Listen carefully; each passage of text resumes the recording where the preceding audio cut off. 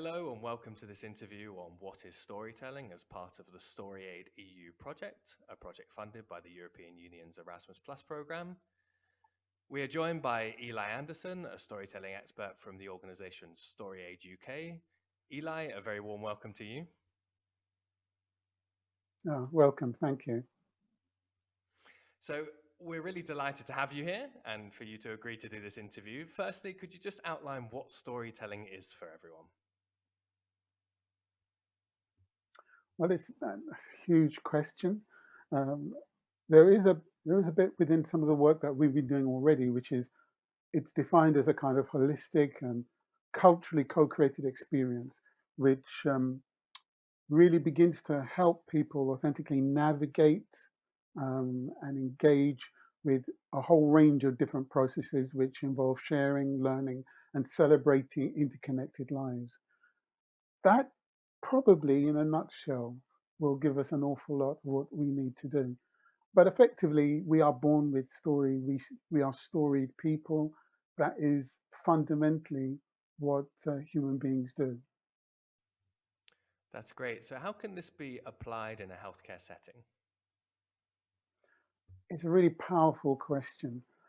Certainly, part of storytelling itself requires a co-created reality, and both people are required to do that. And certainly within healthcare, what is required there is that the professional and the patient become guide and traveler, that they are both helping each other to find ways in which they can help each other heal. So it's not just the story of the professional, it's the story also of the patient who understands who they are, what's happening to them.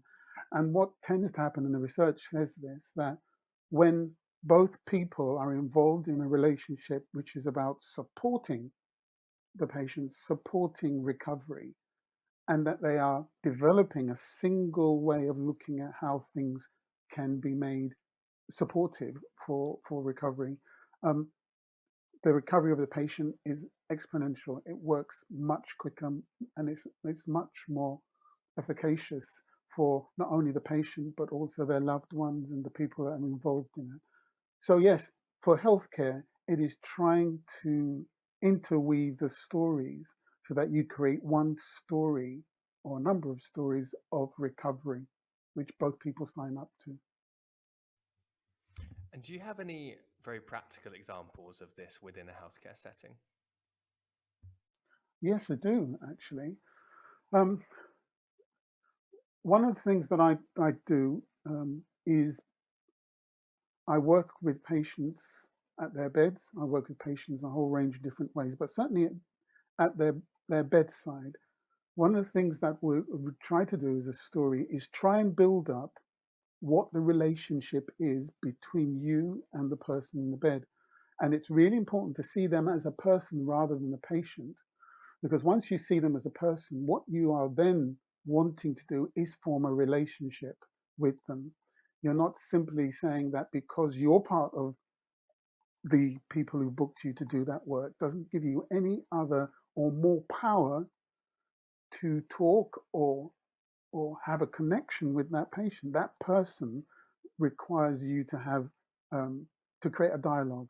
And once that happens, the magic takes place because one example is that I worked with a woman who was 105, and one of the things that happened as I built a relationship with her, she was able to say, tell me things about her person, about what happened to her, what things she needs, how she would want to be supported within the environment. So many things come out of that building of the relationship, which is good for the patient, good for the person, and actually becomes a learning experience.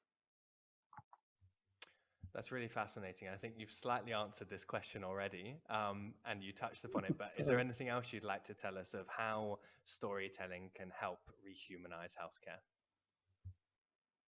absolutely. I mean, I think the rehumanization of healthcare needs to happen not only within the relationship between the professional and the patient, but also the relationship with the professional within the organization.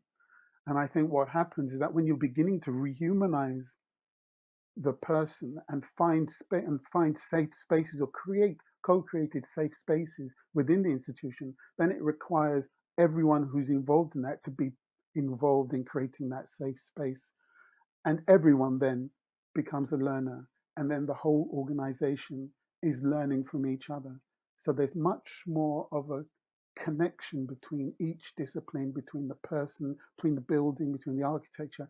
That's really when you rehumanize healthcare, you're creating a safe space for everybody in there to heal, to be supported, to to be rehumanized in a way. That's wonderful to hear. Thank you so much, Eli, for giving us your time for this interview. And if you need to know more or would like to know more about storytelling, you can visit our website at www.storyaid.eu. Thank you for listening.